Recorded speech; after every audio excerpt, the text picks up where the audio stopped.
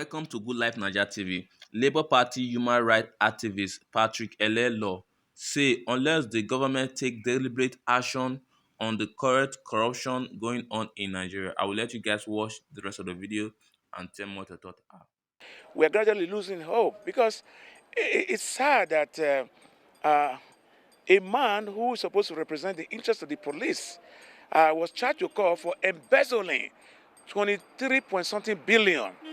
And the man pleaded guilty in court that I am guilty, I embezzled the money. Unfortunately, the judge in his own wisdom said, okay, you embezzled 23 billion, we are going to seize your house of 350 million, and we're going to find you 250 million. I think that was a joke. He let this man walk away with about 22 point something billion of the police money. And the police are suffering, and the police are transferring their aggression to the citizen. You wonder why, when police retire, they don't last 2 years before they die, because they have no, pension plan, they have no savings, they have nothing. And when they retire, they go to their village. In the next 1 or 2 years, they have a stroke, and they will die. So the judges are not helping us. It happens in my state when Lucky Gbenedion pleaded guilty, with all that he took, and he was fined about 500 million, and 3 houses were seized.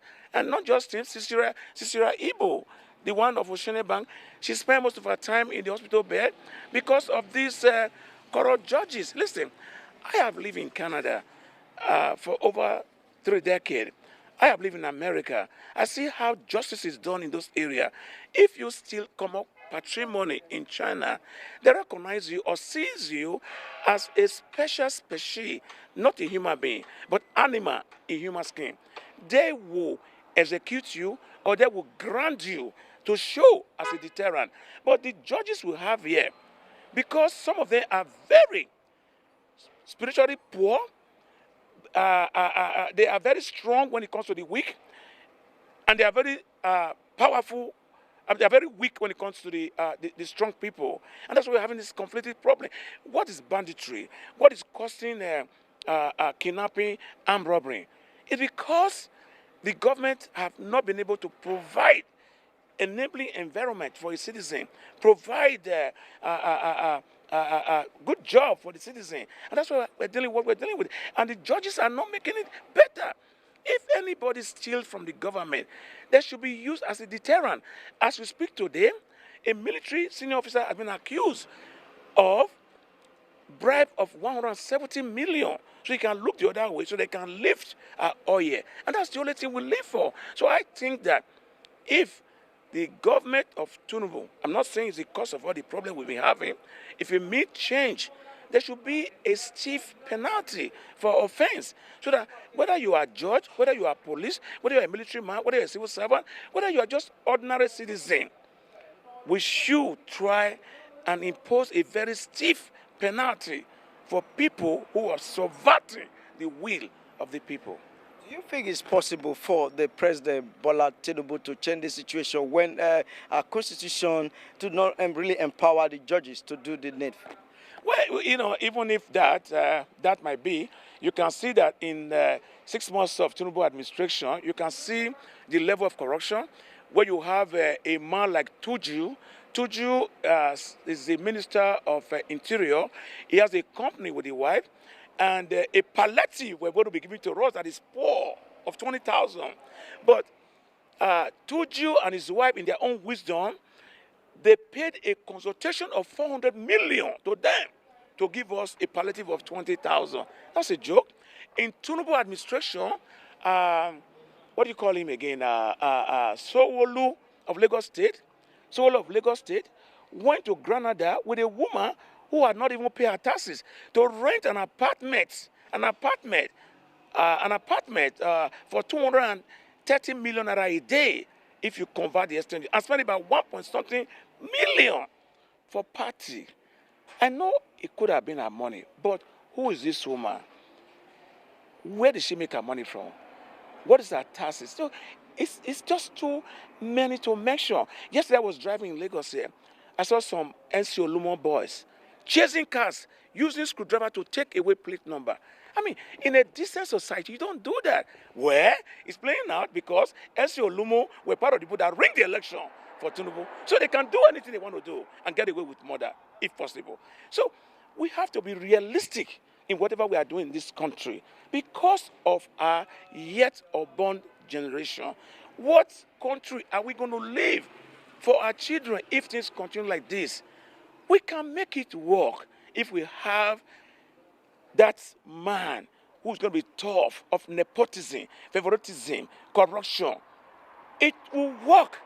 But Tinubu's promise us is going to continue from where Buhari stopped. Don't forget about that. That Buhari was the worst president we ever have in this country because he told us if corruption doesn't kill us, if we don't kill corruption, corruption will kill us. And corruption is gradually killing us. Today, a dollar is trading for 1,600 naira. All right? And people are still making 30,000 naira. So, how do you stop the banditry? How do you stop the kidnapping where some people are just stealing the common patrimony that belongs to all of us all? So, Nigerians should be prepared. The worst might be yet to come if we don't curb this corruption. And it will start from the judiciary, it will start from the legislatures, and it will start from the executive power because we have three types of government. None of them seems to be working. You give a verdict in Abuja that doesn't have business with Port Harcourt. Port Harcourt will also give its own verdict because judiciary become cash and carry. So in a situation where you have judiciary to become cash and carry, then we are in, as Donald Trump has probably said, that Africans are a shithole, especially Nigeria. So we become a shithole country. You just said that the judiciary has become a cash carried system. So how do we sanitize that system in Nigeria? Well, you see, let me tell you something. It has to be mind over matters. It has to be cash 22 because when I was growing up, the judges I know were content because they were paying them an adequate salary. It wasn't much. They were giving them cars, they were giving them houses to stay, and they were having no need to get corrupt. But today, the judiciary is not independent. But you seem to look at it, it's independent because most of them are depending on the executive, on the presidency, on the governors. So it's whatever they say to them become binding in law of courts. It's not whatever they think or whatever the law said. Because before now, the judges used to cite in what they call precedents. That's what they use. Okay? And when they cite in precedent, you hear the word again. They said the prima facie is there. And prima facie is what they call fact in Latin word. But today, they use what they call technicality instead of prima facie. So if they come back to that old age and treat the judges well, maybe majority of them will not be corrupt as they are corrupt today. Look at what Alasha Abo said today on TV, accusing a appeal court or Supreme Court, I'm not very sure, of corruption, that even the children run after people who have cases in tribunal to collect money. Even herself go to parties with them. Before now, you hardly will see a judge in the midst of politicians. You can't because it will not be fair to be seen with them. But today, they go out there, they invite them for marriages, they invite them for parties, they invite them for obituaries, they celebrate with the politicians. And that is preposterous. Subscribe to Good Life Naija TV to get more videos like this in the future. Thanks guys for watching guys. I'm out.